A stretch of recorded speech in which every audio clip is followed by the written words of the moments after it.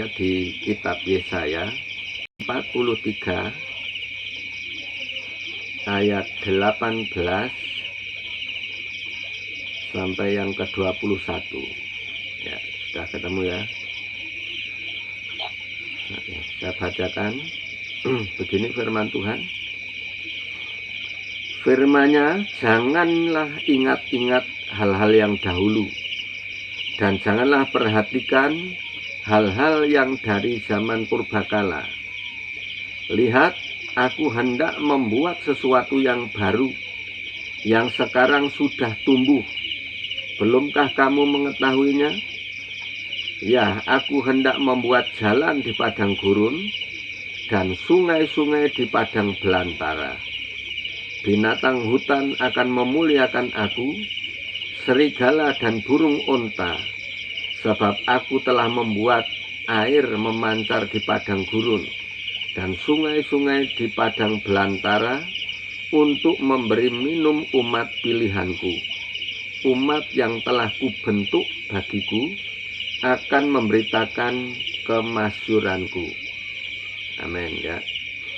Jadi ini firman Tuhan yang kita baca hari ini. Coba kita renungkan sungguh-sungguh ini.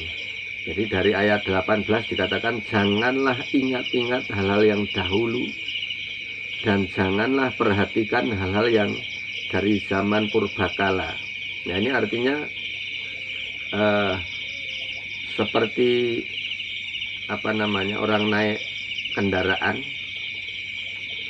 Apakah tidak boleh melihat ke belakang? Lihat ke belakang tentu saja boleh, tapi jangan terlalu fokus ke belakang, karena perjalanan kita ke depan.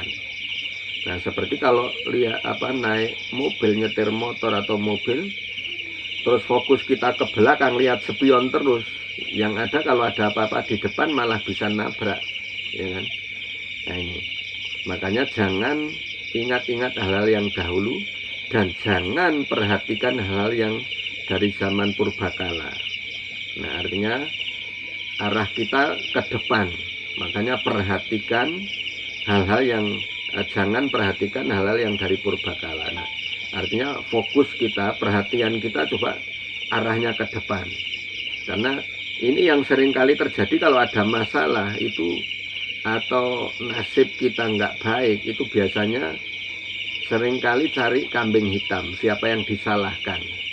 Nah, itu karena salahmu, karena salahnya ini, ya kan. Nah, ini jadi jangan cari masalah lagi, jangan cari siapa yang salah, tetapi bagaimana solusinya, ya, solusinya. Nah, terus juga saya sendiri pernah mendapat satu pengajaran seperti ini. Orang yang terlalu fokus ke masa lalu, dia bilang seperti ini, itu seperti menggali kuburnya sendiri, ya, karena perjalanan hidup ini bukan mundur tetapi maju, ya kan. Kalau kita terpaku ke masa lalu, kita tidak akan pernah maju, ya, akan terhenti, ya. Nah, ini makanya firman-Nya jangan ingat-ingat. Nah, apalagi kesalahan orang, apalagi dendam, jangan sampai diingat-ingat. Dendam ini atau menyimpan kesalahan orang, atau kegagalan, trauma. Nah, ini kalau diingat-ingat membuat kita tidak akan pernah maju, ya.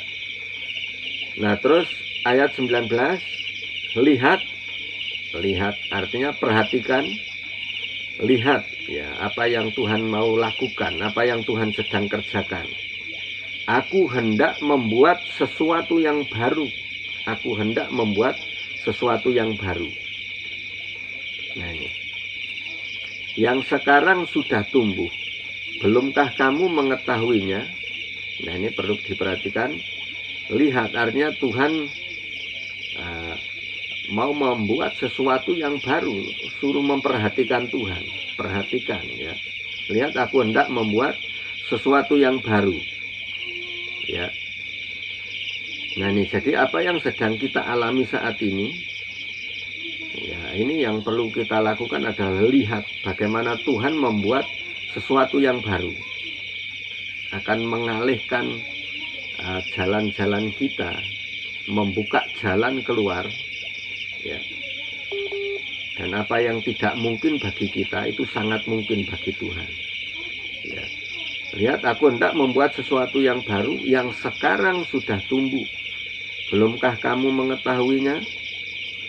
Aku hendak membuat jalan di padang gurun dan sungai-sungai di padang belantara. Ya, artinya Tuhan memerintahkan kepada kita untuk melihat apa yang sedang terjadi saat ini. Yang sedang terjadi saat ini, yang perlu diperhatikan bukan yang lain-lain, tetapi perhatikan Tuhan. Nah, coba cari tahu, ya, memperhatikan yang dari Tuhan, karena Tuhan hendak membuat sesuatu yang baru, yang sekarang ini sudah tumbuh, artinya sudah dimulai. Belumkah kamu mengetahuinya? Nah, jangan-jangan kita yang terlambat untuk sadar, ya, terlambat untuk bisa menangkap ini, menangkap apa maunya Tuhan. Nah, aku hendak membuat jalan di padang gurun, artinya membuat satu terobosan untuk kita, entah itu di soal pekerjaan, soal keluarga, soal ekonomi, pelayanan. Bisa jadi Tuhan akan membuat jalan di padang gurun. Padang gurun artinya kita semua tahu padang gurun adalah tempat tempat Tuhan menguji kita, tempat adanya ujian dan pencobaan itu di padang gurun. Nah, kalau kita sedang melewati padang gurun, ini biasanya kan kita tidak tahu aku harus bagaimana, harus kemana, harus lakukan apa, gitu kan. Nah, tetapi Tuhan katakan bahwa aku hendak membuat jalan di padang gurun dan sungai-sungai di padang belantara. Nah, artinya Tuhan akan membuat satu terobosan bagi kita, akan membukakan jalan keluar bagi kita.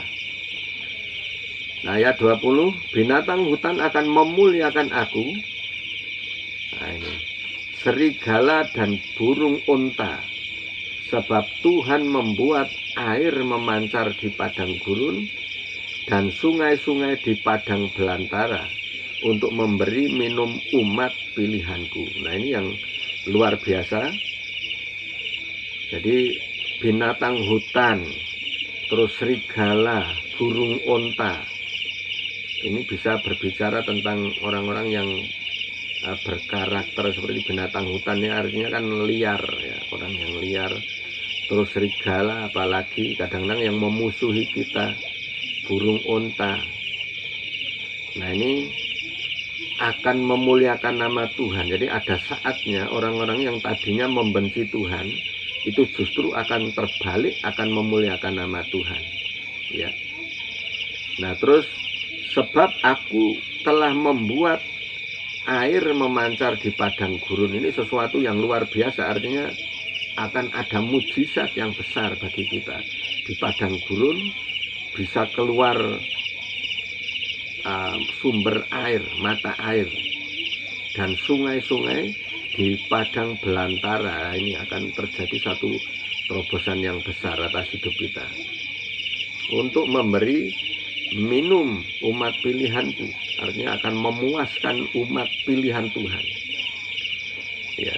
Jadi kehausan kita, kekurangan kita, Tuhan akan puaskan hidup kita. Umat yang telah kubentuk bagiku akan memberitakan kemasyuranku.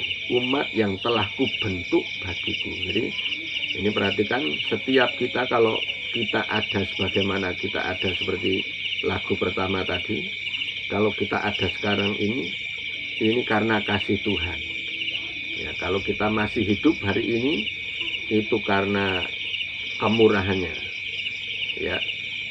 Nah, ini jadi umat yang telah kubentuk bagiku akan memberitakan kemasyuranku, akan menjadi saksinya yang menyatakan kuasa dan kemuliaannya, ya.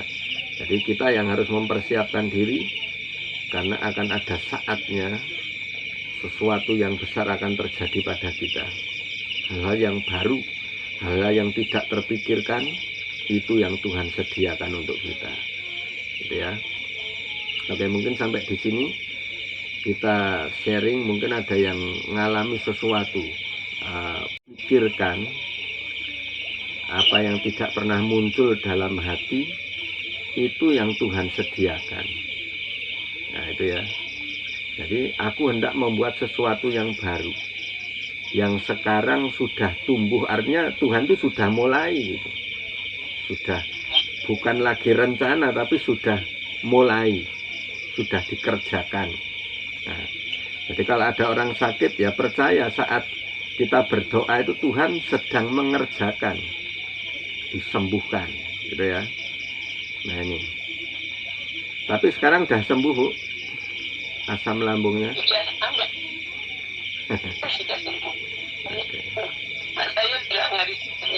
Ya, artinya kalau ada dendam, ada kepahitan, ada apa, lepaskan dulu. Nah, ini bagian kita seperti itu. Kalau yang lain secara kekeluargaan, secara apa kan bisa dibicarakan, oke ya. Nah ini nanti kita akan doakan. Nah terus apa namanya, nah ini kita perlu belajar dan berdoa juga seperti yang disampaikan Mas Pras tadi ya, tentang apa, tentang nganjuk ya Yub ya, yang di grup tadi baca enggak? Oh, yang nganjuk dimakan tikus itu apa? Itu nah, jadi banyak hama tikus gitu loh, hama tikus ya.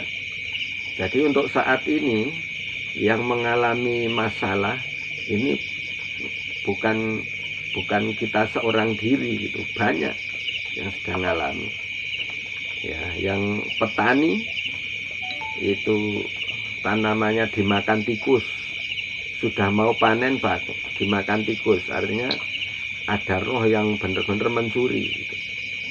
Terus yang di daerah kami ini ya waktunya panen banjir, nggak bisa panen. Waktunya panen ini banjir, jalannya buntu karena banjir. Nah, jadi masalahnya ada-ada aja. Nah, jadi semua orang lagi ngalami masalah.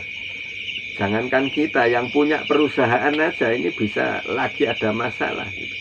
Punya perusahaan besar ya, ini pun ada problem. Jadi semua orang lagi ngalami.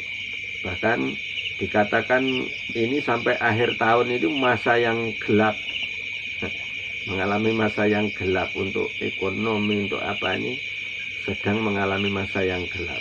Tapi kita percaya seperti yang kita doa Selasa kemarin ya, jadi ada sungai, masih ingat ya, ada sungai yang kelihatannya tenang gitu, kelihatan tenang, tetapi bisa tiba-tiba ada apa, banjir bandang. Banjir bandang itu artinya tiba-tiba ada masalah yang besar ya. Yang tadinya tenang-tenang aja, nggak terjadi apa-apa, tiba-tiba ada banjir bandang. Itu masalah yang terjadi, yang datang secara tiba-tiba. Nah, tetapi puji Tuhannya ada apa, seutas tali untuk kita pegangan. Artinya Tuhan tetap tolong kita ya, walaupun sesulit apapun Tuhan akan tolong kita, gitu ya. Itu pertolongannya. Oke, sekarang untuk Mbak Dwi masih di sini, Mbak Dwi? Masih dengerin, Pak. Oke. Sambil cerita boleh Mbak Dwi. Sambil kerja enggak apa-apa Mbak Dwi. Ya, seperti itu. Mau tenang-tenang reduk, badai menghantam. Nah, belum selesai ya Mbak? Ya, belum selesai ya, nanti Ya. ya, percaya saja sama Tuhan semuanya. Ya. Nah ini Mbak, jadi ada hal-hal yang kayak gini loh. Ada hal-hal yang kadang-kadang kita ini tidak bisa ikut campur. Maksudnya hamba Tuhan sebatas mendoakan, memberi apa, nasihat gitu ya. Tetapi selebihnya itu kita nggak bisa ikut campur gitu. Karena apa? Kadang-kadang ada urusan pribadi kita dengan Tuhan yang harus diselesaikan secara pribadi, gitu ya. Jadi, ya itu. Jadi yang secara pribadi ini yang kita nggak bisa ikut campur. Nah itu yang bisa selesaikan cuma Mbak Dwi sama Tuhan. Ini pertanyaannya seperti yang Tuhan Yesus bertanya kepada Petrus itu loh, yang setelah Tuhan Yesus mati disalibkan terus bangkit itu kan, dia tanya, Petrus, apakah engkau mengasihi aku lebih daripada yang lain? Ya, apakah engkau mengasihi aku lebih daripada yang lain? Ya, nah ini juga bagi kita. Seharusnya kita yang pendoa ini harus lebih kuat daripada orang-orang lain. Gitu. Kita mengasihi lebih dari yang lain. Amin. Ya, karena yang kita hadapi tentunya berbeda, namanya prajurit dengan orang biasa tentunya beda gitu. Kita harus lebih kuat lagi ya. Untuk itu kita berdoa sama-sama supaya kita memiliki pertumbuhan iman yang sesuai dengan apa yang kita hadapi ya. Mbak Dwi terus Ulan tadi, imannya yang harus ditumbuhkan, yang harus dikuatkan lagi ya. Jadi untuk menghadapi apapun kita siap ya.